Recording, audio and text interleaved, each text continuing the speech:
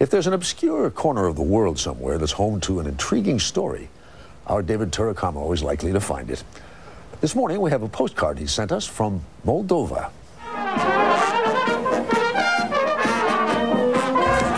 You know, sometimes a reporter goes out after one story, only to find himself coming back with something entirely different. So it was when I landed somewhere in Eastern Europe on this country's Independence Day. Oh, you want to dance? Da. With me? Da. Now, I came here with every intention of doing a very serious story. Here, by the way, being Moldova. Ever heard of it?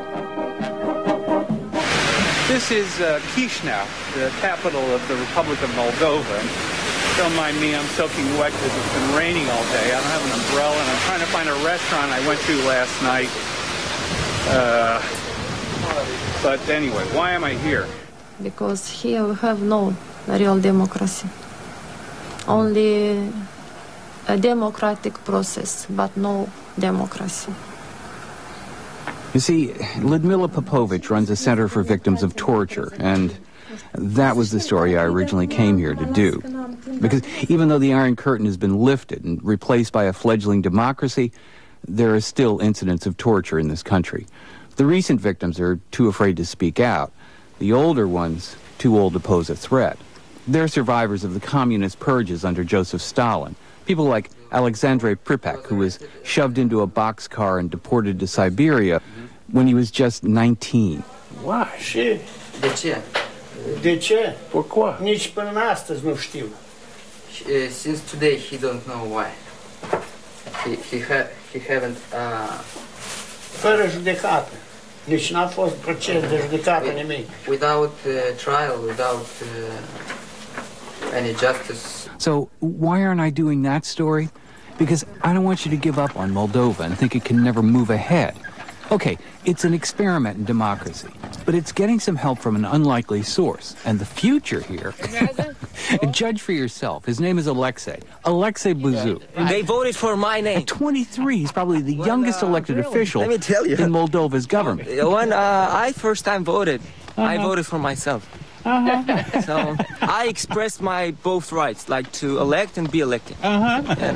He went into it because he really cared about young people and doing something and being active and being involved. All right, let me explain. I met Alexei in kind of a roundabout way through Lyudmila. You see, working with her at the center was a Peace Corps volunteer from Texas. Molly? Molly Lamphere. Sorry. Maria is in the kitchen, and we'll go to the church and come back. Well, one Sunday, Molly took me to a little town to meet some of her friends. Okay, there was Maria, who made lunch, and all the ladies at the church, and Alexei's mother, a school teacher, which probably explains how Alexei was able to teach himself English. And I started to read a lot about American system, American democracy, American society. For instance, you had like now you have a Republican mayor in New York. Right. And I think before him was another Republican, right? Yes. Do you know his name? No, but I know he wrote a book about leadership. Well, I didn't even know the names of the dishes that Maria was serving, much less any significant details about the country in which I was being served them.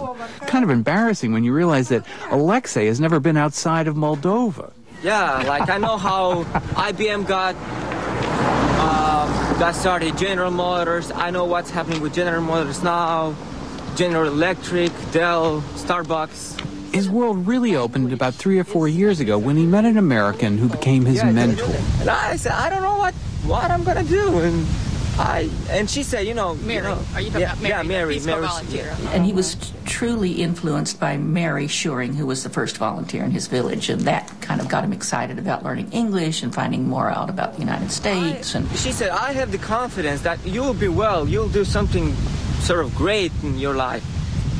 And I said, oh, yeah, really? But I didn't know what. So, his mother was a simple school teacher, and his father worked... My father was a Communist Party member. Really? Yeah. He truly believed in communism. Well, he also truly believed in his son, because Alexei believes in himself and the future.